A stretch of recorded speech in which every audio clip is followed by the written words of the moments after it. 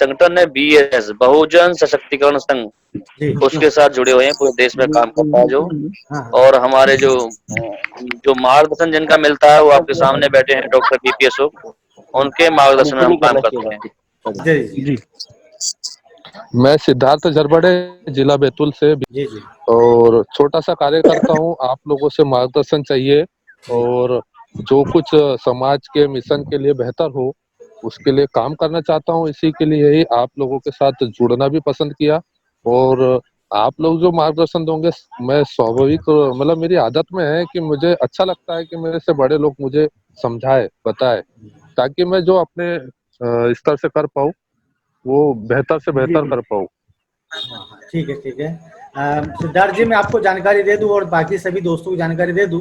हमारे बीच में इस समय जी जी डॉक्टर BP अशोक सर हैं, जो कि एक वरिष्ठ पुलिस अधिकारी हैं और एक चिंतक हैं, जो आपको बहुत अच्छी जानकारी आज देने वाले हैं। इसलिए आप सभी लोग जुड़े रहिए। सर, उसके बाद हमारे आदरणीय सर साथ को मेरे तरफ से नमो बुद्धाय जय भीम। उसके साथ फिर आप दूसरे साथी से परिचय दीजिए अपना। आकाश का बोलिए आकाश जी। आपसे जिला महासचिव और एक सामाजिक कार्यकर्ता। साधुवाद, जिंदाबाद। और बताइए। हाँ, नेक्स्ट शिव कुमार जी बताइए। मैं कृष्णकांत चौरासी मध्य प्रदेश ओके। छिंदवाड़ा से एक सामाजिक कार्यकर्ता हूँ मैं। ठीक है ठीक है। तो और कोई बचा है तो परिचय में, बहुत सारे लोग तो ऐसे हैं चुपचाप बैठे हैं। सभी साथियों को मेरा क्रांतिकारी जय भीम। साथियों, मेरा नाम एडवोकेट राकेश महाले है और मैं मध्य प्रदेश के बैतूल जिले से हूँ और जनहित में, समाज के लिए और जनता के लगातार संघर्ष करता हूँ। तो मेरे सभी युवा साथियों को, हमारे आज की जो चीफ गेस्ट है, उन्हें भी मेरा क्रांतिकारी जय भीम। वैसे सुरेश पासवान जी को बहुत बहुत साधुवाद। आज इतनी बड़ी संधि आपने बोलने के लिए हमें वी लव बाबा साहब पे दी और हमें गौतम सर मार्गदर्शन करेंगे। ये हमारा बहुत अमूल्य समय आज का। बहुत बहुत धन्यवाद पासवान जी। जी जी। हाँ, सभी को नमो बुद्धाय जय भीम। हाँ, सभी को नमो बुद्धाय जय भीम। शुभम काप से, बैतूल से। सभी को मेरा क्रांतिकारी जय भीम। मैं अनिल पाटिल, जिला, मैं एक सामाजिक कार्य करता हूँ और मैं छोटे से गांव में रहता हूँ, बिरला। और आप लोग आप डॉक्टर BP अशोक सर को सुनिए, वो जो बातें बता रहे हैं सोशल मीडिया में हमें किस तरीके से काम करना चाहिए ताकि आपको भविष्य में कोई कानूनी अड़चन ना आ सके, रचनात्मक कार्य करना चाहिए। ये सारी जानकारी आपको देंगे जिससे आपके भविष्य में आपको कोई तकलीफ नहीं आएगी। और तीसरी चीज, आप पूरा सुनिएगा, उसके बाद कोई भी एक अच्छा क्वेश्चन आपको कोई शंका हो उसका समाधान आप ले सकते हैं। तो सबसे पहले डॉक्टर BP अशोक सर से मेरा निवेदन है कि आप हमारे जितने भी दोस्त हैं, साथी हैं, उन्हें मार्गदर्शन। अशोक सर। जी सर। Doctor BP Ashok. देखिए, सोशल मीडिया पर बहुत से युवा लोग काफी उत्साह के साथ, काफी ऊर्जा के साथ और अपने जोश के साथ लगे हुए हैं। फेसबुक पर, ट्विटर पर, बहुत जगह। अनिल पाटिल है अपने जो खास तौर से जो पढ़ रहे हैं विद्यार्थी, उन सबसे पहला तो अनुरोध ये करना चाहूंगा कि कभी भी किसी गैर कानूनी बात के बारे में ना सोचें। कई बार ऐसा होता है, उत्पीड़न की घटनाओं की वजह से, अत्याचारों की वजह से बहुत जोश आता है युवाओं को और उसमें ये होता है कि हम कानून हाथ में लेकर के और कहीं भीड़ भाड़ करके किसी न किसी तरह की गैर कानूनी बात करके हम प्रशासन को, शासन को दबाव में लेके, पुलिस को दबाव में लेके हम अपना काम करा लेंगे। गैर कानूनी संगठन खासतौर से ऐसी तरह के बहुत सारे पल रहे हैं जिन संगठनों ने युवाओं को काफी गुमराह भी किया है। मैं चाहूंगा कि लोग बाग कानून का सम्मान करें। हम लोग डॉक्टर अम्बेडकर के मानने वाले हैं।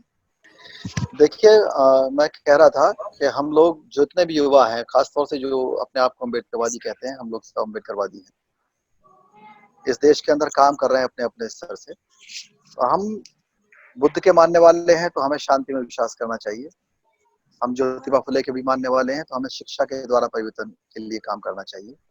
हम बाबा साहब अम्बेडकर के मानने वाले हैं तो हमको संविधान के अनुसार और कानून के अनुसार हमें काम करना चाहिए।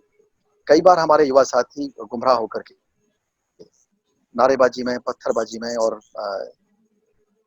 इस तरह की गुटबाजी में गैर रजिस्टर्ड संगठनों के साथ मिलकर के कई बार ऐसा होता है कि लोकप्रियता तो मिल जाती है लेकिन कई लोगों का जीवन खराब हो जाता है।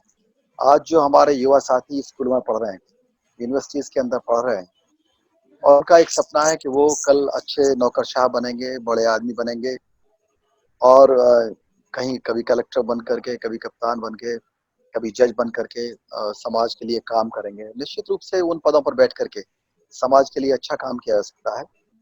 जो फैसले हैं, जो आंदोलनकारी चीजें हैं, जो बदलाव है सामाजिक, ये एक ऐसी लंबी प्रक्रिया है जिस लंबी प्रक्रिया में काम करने के लिए बहुत ऊर्जा की आवश्यकता है। लेकिन उस ऊर्जा को हम ज्ञान के साथ, शांति के साथ, धैर्य के साथ अगर उसको प्रयोग करेंगे तो वो स्थायी बदलाव लाएगी। बहुत से लोगों का कहना है कि हम जोश में आकर के कानून हाथ में लेकर के क्षणों में बदलाव कर देंगे, लेकिन ऐसा नहीं होता। बहुत बार लगता जरूर है कि हम हिंसा को हाथ में लेकर के कोई बदलाव कर देंगे। हिंसा के को हाथ में लेकर के फ्रांस की क्रांति में बदलाव नहीं हुआ। बड़ी बड़ी क्रांतियां हुई, जो क्रांतियां हुई उन क्रांतियों और विद्रोहों के बाद में जो भी बदलाव हुआ शांति से बैठ करके ही हुआ। और लोकतंत्र में किसी भी व्यक्ति को यह अधिकार नहीं आता कि कानून हाथ में ले, संविधान हाथ में ले। और संविधान में हाथ में लेगा एक वो आदमी जो निहत्था है और एक वो आदमी जिसके पास बहुत से साधन है। तो जीतेगा कौन? जीतेगा वही जिसके पास जो साधन संपन्न है। तो हमारे पास भारतीय संविधान के अलावा, कानून के अलावा और कोई रास्ता नहीं है। और ये रास्ता बहुत ही सुलभ, बहुत अच्छा रास्ता है। जिन लोगों ने जोश में आके, जल्दबाजी में आकर के बहुत से लोगों की अपील पे गैर कानूनी काम किए, उनके खिलाफ मुकदमेबाजी हुई। और एक मुकदमे के बाद जो हमारा युवा साथी वो कहीं नौकरी नहीं लगा पाता। जो युवा साथी है वो जाकर के कभी उसको शस्त्र लाइसेंस नहीं मिल सकता। मुकदमे के बाद में वो उसका कभी पासपोर्ट नहीं बन सकता, उसको वीजा नहीं मिल सकता। मुकदमे के बाद में उसको कोई ठेका नहीं मिल सकता। और जो बाद के मुकदमे लिखने के बाद की बातें होती है ना, सिर्फ गिरफ्तारी का डर, बल्कि परिवार भी उसका साथ छोड़ देता है। और जो लोग उत्साह में शुरू में चंदा दे देते हैं, वो जब 15 साल 20 साल मुकदमा चलता है, कार्रवाइयां होती हैं, उसके बाद उसमें बहुत ज्यादा एक जो उम्र है काम करने की, काम करने की उम्र 15-20 साल से शुरू होती है और 50-55 साल तक खत्म होती है। और अगर 15-20 साल हमारे युवाओं का मुकदमेबाजी में ही खराब होगा तो निश्चित रूप से वो असली सेवा कब कर पाएंगे, कब परिवार को देखेंगे? जिन परिवारों ने अपने बच्चों के ऊपर आंखें लगा रखी हैं, सरकारी नौकरी तो अलग चीज है, जो ये आंखें लगा रखी हैं कि हमारे बच्चे कल को हमारे बुढ़ापे का सहारा बनेंगे, वो बुढ़ापे में सहारा ना बन करके माँ बाप के ऊपर बोझ बन जाते हैं। तो ऐसे में बहुत दिक्कतें आती हैं। इसलिए मैं सभी युवा साथियों से अपील करूंगा कि अगर आपको लगता है कि आपके यहाँ कहीं उत्पीड़न हो रहा है तो उसका सोशल मीडिया पर इस तरह से जवाब ना दें कि उसके अंदर कोई हिंसक शब्दावली का यूज हो। सड़क पर उतरने की आवश्यकता नहीं है। जो चीजें हैं, देखिए, अगर आप नौकरी में हैं, आप कहीं प्राइवेट काम कर रहे हैं या आपका पड़ोसी आपका उत्पीड़न कर रहा है, उन सब का एक तरीका है। सामाजिक चेतना जो है वो सबसे बड़ा सशक्तिकरण है। अगर आपके अंदर सामाजिक चेतना है तो आप सशक्त हैं।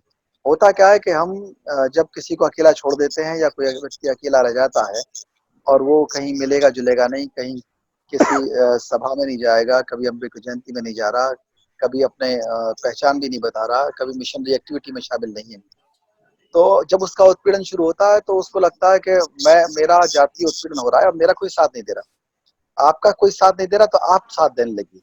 जब आप साथ देने लगेंगे, जो आपके आसपास दिखाई देते हैं, आप स्थानीय समितियों के सदस्य बनिए। बहुत सी थाने की शांति समितियां हैं, नालसा सालसा के सदस्य बन सकते हैं आप। कई जगह जो हमारे जजेस हैं, खासतौर से जो रिटायर्ड जजेस वगैरह हैं, रिटायर्ड अधिकारी हैं, उनसे आप सलाह लीजिए।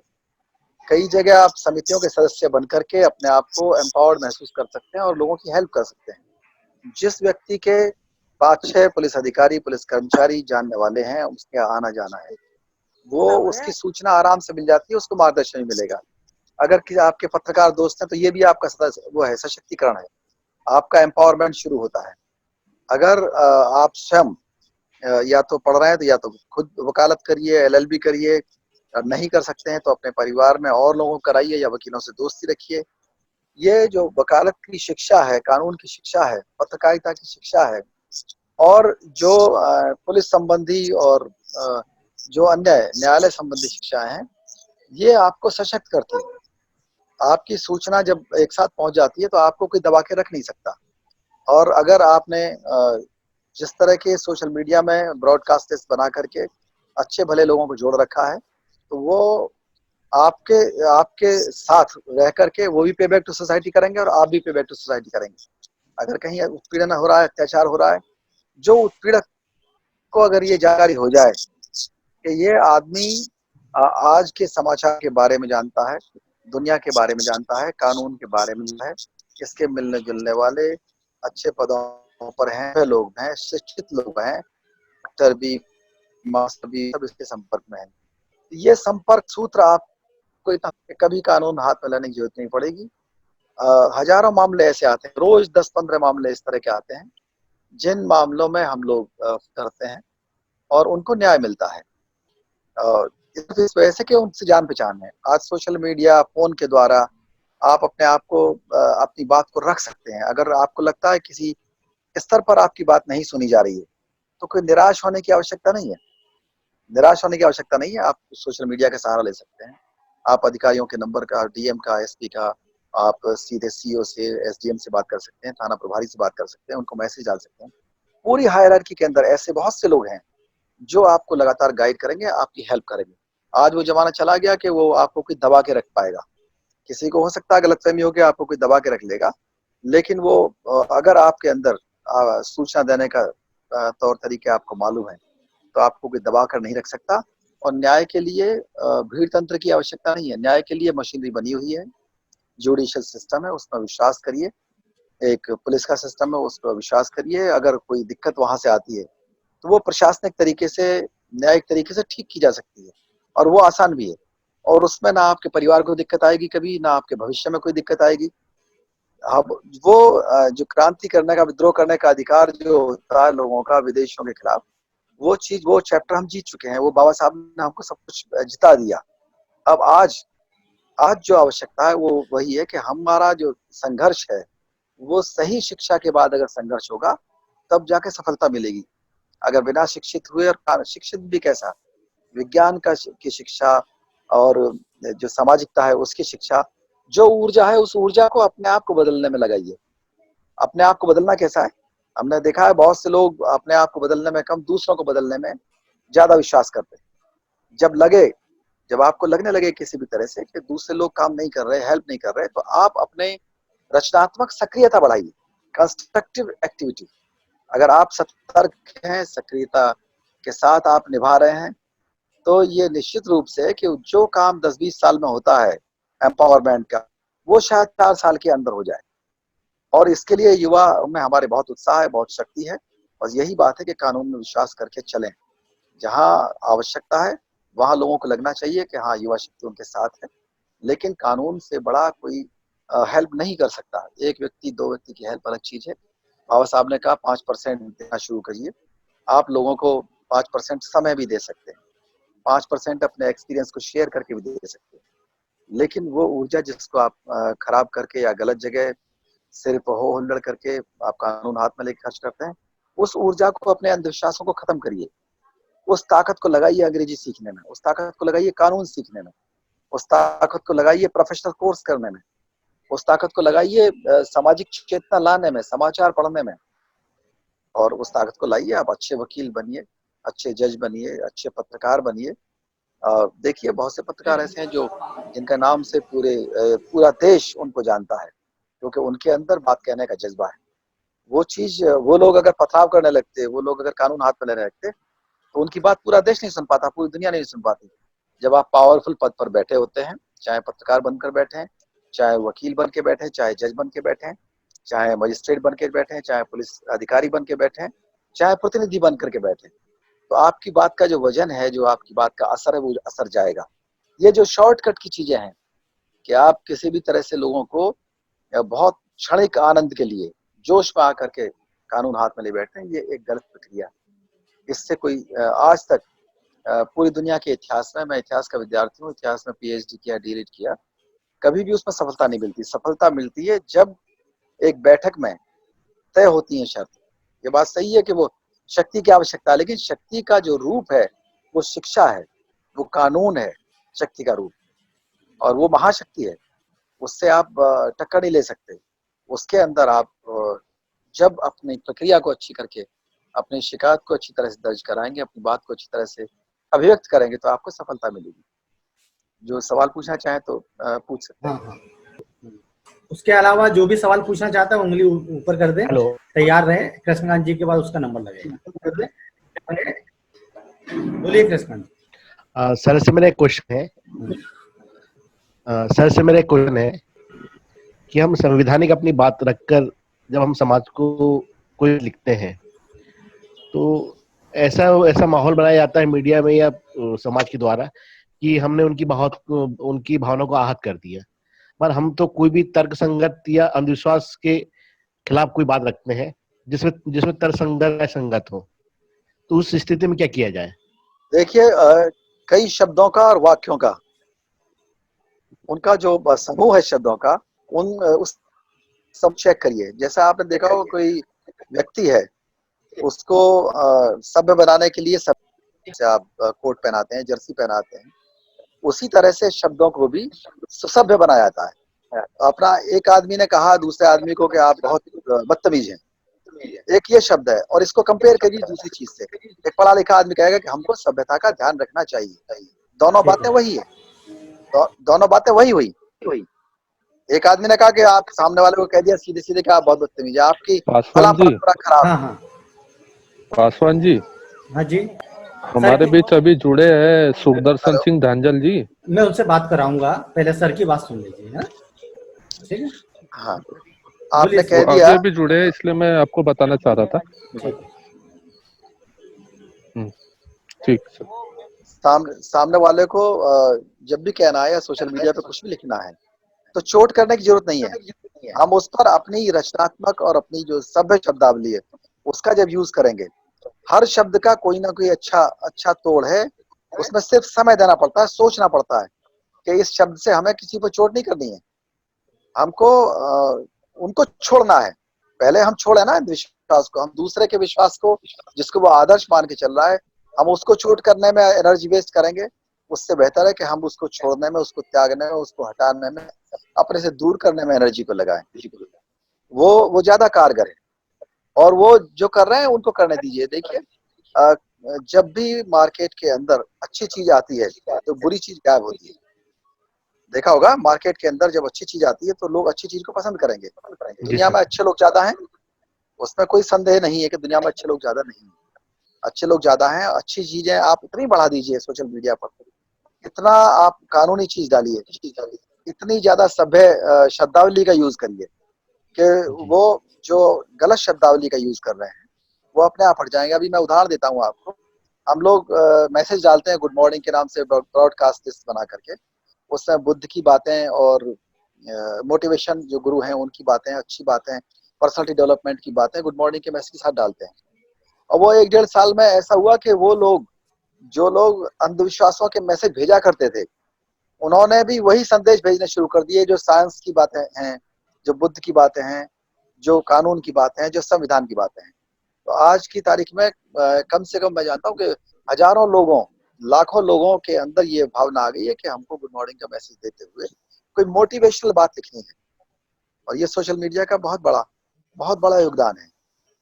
आप चढ़ाने में मत लगिए, किसी को क्रोधित करने में मत लगिए, और अपने आप को जबरदस्ती जेल भिजवाने की आवश्यकता नहीं है। आप सॉल्यूशन निकालिए, वो समाधान नहीं है। अगर हिंसा समाधान होता, जेल समाधान होती, अगर झगड़ा समाधान होता तो बात दूसरी थी, लेकिन समाधान नहीं है। समाधान है कानून, समाधान है संविधान, समाधान है सुधार, समाधान है त्याग, समाधान है अंधविश्वासों को छोड़ना। बाबा साहब डॉक्टर अम्बेडकर ने जो शिक्षित बनों को सबसे पहले जोर दिया, उसमें बहुत बड़ा राज छुपा है। और शिक्षित बनना इसीलिए कि हमको किन चीजों को अपनाना है, किन चीजों को त्यागना है, इस बारे में हम चुनौतीपूर्ण ढंग से अपने व्यक्तित्व में बदलाव ला करके दुनिया को बदल सकते हैं। और अगर हम अपने आप को नहीं बदले, हमने अपना नाम नहीं बदला, अपना काम नहीं बदला, अपनी परंपराएं नहीं बदली, अपनी शिक्षा नहीं बदली, अपने जो मित्र हैं वो नहीं बदले, अपने जो पंचशील के वो हमने अपनाया नहीं, और हम चल दिए दूसरों को बदलने के लिए, तो निश्चित रूप से उसमें हम असफल होंगे। आवश्यकता है कि हम पंचशील के अनुसार अपना आचरण करें। पंचशील का आचरण पूरी दुनिया के अंदर कोई भी आदमी कर सकता है। और पंचशील के अनुसार चलने के बाद में व्यक्ति कभी भी किसी कानून का उल्लंघन नहीं कर सकता, कोई नैतिकता का उल्लंघन नहीं कर सकता, उसके ऊपर कोई टोका टाकी नहीं कर सकती। सिर्फ 5 लाइनों में इतनी बड़ी चीजें, ये सबसे बड़ा योगदान है बाबा साहब डॉक्टर अम्बेडकर का, क्योंकि उन्होंने संविधान के साथ साथ महामानव बुद्ध का मार्ग भी सुझाया था, ताकि लोगों को ये आवश्यकता ना पड़े, लोग कंफ्यूज ना रहे, भ्रम में ना आए, क्योंकि सामाजिक रूप से जिनको आदत पड़ी हुई है गुलामी करने की, वो गुलामी करने की आदत छोड़ो। अपने आप जो आपको दास बना रहा है वो समझ जाएगा कि अब ये गुलामी में नहीं रहने वाला है। वो गुलाम को बताना है ना कि आप गुलाम हो, अंधविश्वासों पर विश्वास करके गुलाम बनोगे। और जहां उसको बता दिया आपने, इसमें समय जरूर लगता है जरूर कि हाँ इसमें 2-4 साल लगेंगे, हमारे युवा शक्ति को खर्च करना चाहिए। अपने और काम करने के साथ साथ भी आप जागरूकता के लिए काम करिए और कानून का महत्व बता करके, सभ्यता का, शिक्षा का महत्व बना के संघर्ष करिए।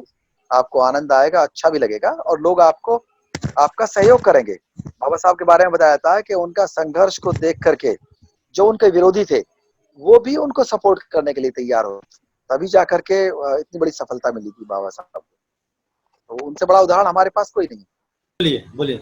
हाँ सर, मैं बोलना चाह रहा था अपने बीच में सिख समाज से सुखदर्शन सिंह धांजल जी जुड़े हैं बैतूल से, उनका स्वागत है। वो अपने विचार थोड़ा रखना चाह रहे थे। उनका स्वागत है। आप सबको उनका अगर माइक अनम्यूटेड कर दे। जी बोलिए। हाँ जी, आप सबको जय भीम, वाहिगुरु जी का खालसा, वाहिगुरु जी की फतेह। जी स्वागत है सर, स्वागत है। आपका प्रयास अच्छा है मोटिवेशन का। जी। और मेरे साथ शायद एक राकेश महाले और 2 देख रहा हूँ मैं जो परिचित हैं, बाकी आप लोगों से मेरा परिचय नहीं है। जी, मैं आपको बता दूं, सुखदर्शन जी हमारे बीच में डॉक्टर बीपी अशोक जी हैं, जो कि एक वरिष्ठ पुलिस अधिकारी हैं, पीएचडी हैं, डिलीट हैं, और जो सामाजिक जो मुद्दे होते हैं उस पर बहुत ही अच्छे से जानकारी देते हैं और काफ़ी अच्छी मतलब लोगों को मार्गदर्शन देते हैं। आज हमारे बीच में वो हैं जो मतलब जो काफ़ी ऐसी चीज़ें हो जाती है हमारे नौजवानों से सोशल मीडिया के माध्यम से, जिसके कारण वो कानूनी अड़चन में आ जाते हैं। इसलिए हमने सोचा कि युवाओं को मार्गदर्शन देने के लिए ऐसे हमारे जो वरिष्ठ मार्गदर्शक है, बुद्धिजीवी, उन्हें बुलाया जाए, इसलिए हमने आज उन्हें इन्वाइट किया और आप भी आए, आपका स्वागत है। आपको यदि कोई सवाल हो बहुत अच्छा तो आप उनसे पूछ लीजिए, डॉक्टर बीपी अशोक सर से। नहीं, मैं अभी सुन रहा था, शायद अशोक जी को सुन रहा था। जी अशोक जी को वही बोल रहे थे ना। हाँ थोड़ी देर पहले। हाँ जी सर, क्या है कि मैं तो बैतूल डिस्ट्रिक्ट में हूँ। मेरा भी मानवर कांशीराम साहब के समय से अम्बेडकर मूवमेंट की बहुत अच्छी जानकारी है और पूरे देश भर में लोग। आपका जय भीम ना मुद्दा है। जय भीम सर। क्या है कि जो पूरे देश में, जैसे रायपुर में है अपने जीएस कलसिया साहब जो रिटायर्ड आईएफएस है, तो हम लोग ना अम्बेडकर मूवमेंट में लगातार काम करते हैं। और मैंने एक बात देखी जो आपने बहुत, मैं सुन रहा था अभी आपको, आप बिल्कुल सही बोल रहे थे कि एक दिन हम लोग को नकारात्मकता छोड़ के हमको सकारात्मक काम करना पड़ेगा। जी। तो हमारे बच्चों को, लेकिन मैंने एक बात देखी है कि मनुवाद जिससे अपन कहते हैं, जो मैंने मनुवाद को पढ़ा है, तो मनुवाद के रूप में आज हम लोगों को बौद्धिस्ट के रूप में भी हमारे बच्चों को मनुवादी रूप से उनको भी आलोचना करना सिखाई जा रही है। और मेरे को 90% जो आईडी दिखती है जैसे सोशल मीडिया पे, ये फेक आईडी बना के हम लोगों के नाम से प्रसारित की जाती है। अरे बिल्कुल सही बोल रहे हैं। मतलब जो मेरा अनुभव है ना, कि लड़कों बच्चे जो हमारे, उनको फंसाने के लिए फेक आईडी बनाई जाती है। जी। और हम लोग उनके चंगुल में, वो पहले चारा डालते हैं, फिर हम उनके चंगुल में फंसते चले जाते हैं। ये मैं सोशल मीडिया पे कई बार मैंने ये चीज पढ़ी है और मैं उसको बीच बीच में उनको महापुरुषों के विचारों के अनुसार लिखता भी रहता हूँ कि आप इनके जो फेक आईडी को आप बिल्कुल लाइक मत करो, उनको जवाब भी मत दो, क्योंकि हम लोगों का और 90% मतलब मेरा जो अनुभव कहता है, और हम लोगों को जो ये सोशल मीडिया है, एक बात मैं 2 मिनट कहूंगा, एक बात और, हमारे नौजवानों को सोशल मीडिया, तो मेरा जो अनुभव है कि वो चुनाव और जब भी ये मूवमेंट चलता है उस समय हमारे नौजवानों को ये ओरिजिनल काम ना करके, ग्राउंड लेवल पे जाके समाज का काम ना करके, उनको सोशल मीडिया पे इतना बता दिया जाता है कि तुमको तो अब लड्डू मिल गए, पेड़े मिल गए, हम लोग खुश होते रहते हैं। और जिस दिन वोट डलता है तो पता लगता है फिर अब ईवीएम खराब है, फिर वो ईवीएम पे शुरू हो जाते हैं, भैया हमारा तो वोट ही ईवीएम खा गया, अम्बेडकर मूवमेंट एक तरफ रह गया। ये मतलब मेरा अनुभव जो रहा है पिछले 30 वर्ष का, क्योंकि मैंने बहुजन समाज पार्टी से चुनाव लड़ा है और लगातार बैतूल डिस्ट्रिक्ट के अंदर हम लोगों ने समाज में काम किया है, उसके अनुसार मैं ये बात बोल रहा हूँ, मैं किसी को लांछन नहीं लगा। ठीक है सर, अब क्या गैर राजनीतिक बात के लिए हमने आज सर को बुलाया है। आपने सवाल पूछा, सामाजिक ही पूछा, कोई दिक्कत नहीं है। सर बताइए, सिर्फ 4 मिनट बचे, 3 मिनट बचे हैं हमारे पास। हाँ सर अशोक सर। बहुत ही अच्छा सरदार जी ने मार्गदर्शन किया, पुराने वरिष्ठ आदमी है, उनका मार्गदर्शन में निश्चित रूप से युवाओं को बहुत अच्छा काम करने को मिलेगा, उनकी बात माने। और बहुत ही प्रशंसनीय उन्होंने बात कही है। सोशल मीडिया पर कोई जवाब देने की इस तरह की आवश्यकता नहीं है। बहुत ज्यादा कई लोग ताव में आ जाते हैं, गुस्से में आ जाते हैं। जिस दिन ज्यादा ताव आए उस दिन 1 घंटे फालतू एक्सरसाइज करो ना, जिस दिन ज्यादा ताव आ जाए उस दिन 1 घंटा ज्यादा पढ़ो। जिस दिन ज्यादा गुस्सा आए उस दिन ज्यादा अंधविश्वास को छोड़ो। 2-3 चीजें हैं। हम लोग तो ये करते थे, जब ज्यादा गुस्सा आता था उस दिन ज्यादा खेलते थे, ज्यादा एक्सरसाइज करते थे, शरीर बढ़ेगा, मजबूत होगा। और शरीर मजबूत होगा निश्चित रूप से। आज तक किसी 6 फुट के आदमी को 4 फुट के आदमी ने चाटा नहीं मारा। किसी बहुत बढ़िया अंग्रेजी के विद्वान को कोई आंचलिक भाषा का विद्वान गाली नहीं दे पाता है, उसको डिमोरलाइज नहीं कर सकता जब अच्छी अंग्रेजी आती होगी। किसी वकील के खिलाफ कोई कुछ कह नहीं पाता, वकील को गाली नहीं दे पाता। वकील के खिलाफ आईएएस अधिकारी भी सोचते हैं कि हाँ ये वकील है, अटर्नी का मुकदमा लगाएगा और हम कानून के दायरे में आ जाएंगे। तो अपनी ताकत को वहां बढ़ाओ जो असली और स्थायी ताकत है। सरदार जी ने कितनी अच्छी बात बताई कि जो हमारा असली मूवमेंट है उसको भूल जाते हैं। तो जिस दिन ताव आए, गुस्सा आए, उस दिन अपना एम्पावरमेंट कीजिए, सशक्तिकरण कीजिए। निश्चित तौर पे आज की मीटिंग में सभी साथी जुड़े और सभी का मैं साधुवाद करता हूं। और सर ने जो हमें महत्वपूर्ण चीज बताई, मैं भी सोशल मीडिया पे भी कभी कभी ऐसी चीजें लिख देता हूँ, मगर बाद में सोचने में आता है कि आज सर ने जो बातें बताई, हमें अपनी लाइन लंबी करना है, दूसरों की लाइन वो कितनी भी बड़ी करे, अपने को अपनी लाइन लंबी करना है, ये विशेष ध्यान देना है। आज की सर ने जो बहुत अच्छी बातें बताई। सर मैं ये पूछना चाह रहा था कि प्रशासनिक लोग भी जो है कभी कभी इस प्रकार के सोशल मीडिया पे उटपटांग चीजें कर लेते हैं या इस प्रकार से कर लेते हैं, तो उनके भी नियम शर्तें कानून के हिसाब से रहती है, और वो भी जो है कानून का गलत इस्तेमाल करते, उस समय में हमें क्या करना चाहिए? देखिए, कानून सबके बराबर है। प्रशासनिक आदमी वो सर्विस कंडक्ट रूल से बंधे हुए हैं, लेकिन असली बात है आपकी नीयत क्या है और आपकी शब्दावली क्या है। नीयत अगर अच्छी है और शब्दावली अच्छी है तो कोई भी चाहे जांच हो या कुछ हो उसमें बातें स्पष्ट हो जाएंगी। लेकिन अगर नीयत खराब है और शब्दावली खराब है तो ये बहुत ही अफसोस की बात भी है। लोकतंत्र में नियत खराब करने की आवश्यकता नहीं है जोश की वजह से, न शब्दावली खराब करने की आवश्यकता है। चाहे आप अधिकारी हो, चाहे आप प्रतिनिधि हो। आप देख रहे हैं WLBS न्यूज। चैनल को सब्सक्राइब करना और बेल आइकन को प्रेस करना ना भूले।